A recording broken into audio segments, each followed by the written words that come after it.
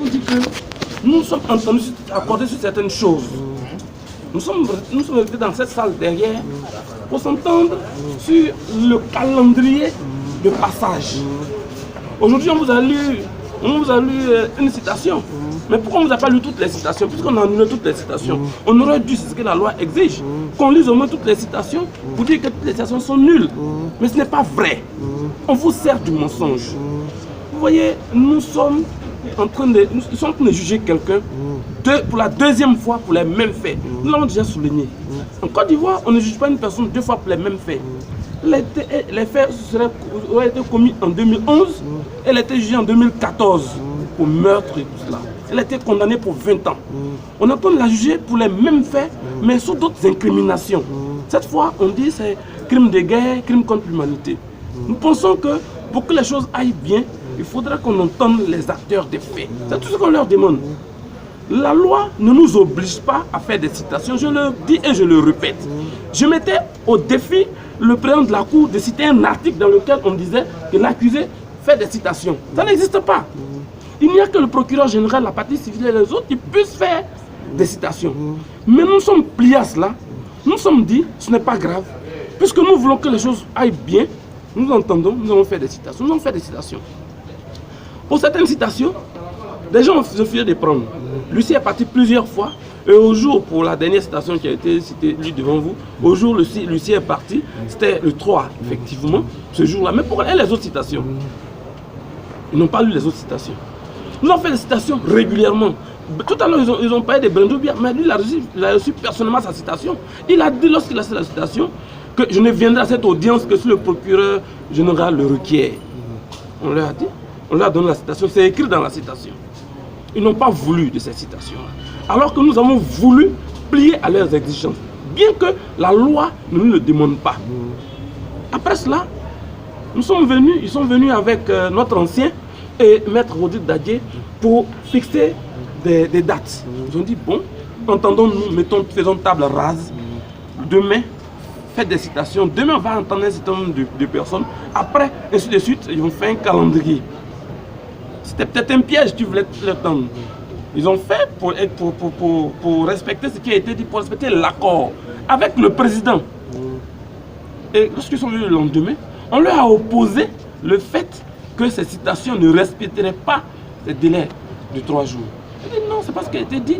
Nous sommes dit hier, ils disent non, on ne rentre pas dans ça, ils ont rendu une décision. Maître Dadje est sorti de la salle, il était seul ce jour-là. Il est venu nous rendre compte, on a dit bon, il n'y a pas de problème. Nous pensons que les gens se moquent un peu de nous. Ils ont voulu nommer des avocats d'office. Ils en ont parlé, mais je vais vous éclairer. Ce n'est pas vrai ce qui a été dit. Lorsque la session a commencé, il y avait plusieurs accusés, dont certains qui n'avaient pas d'avocat. Dans ces circonstances, on requiert du bâtonnier qui donnent des avocats, qui commettent des avocats d'office. C'est ce qui a été fait. Ces avocats ont été commis d'office. Ils ont plaidé les dossiers et c'est fini. Ces audiences sont terminées. Mais on n'est plus dans ce cas-là. Madame Gbagbo a des avocats. Donc aucun avocat n'a été commis d'office par le bâtonnier pour Madame Gbagbo. Si aujourd'hui ils entendent nommer des avocats d'office, parce que la loi dit aussi que lorsque les avocats commis se déportent, nous ne sommes jamais déportés. Lorsqu'ils se déportent, ils peuvent demander qu'on nomme des avocats d'office. Non seulement nous ne sommes pas déportés, mais ils ont pris sur eux de nommer des avocats.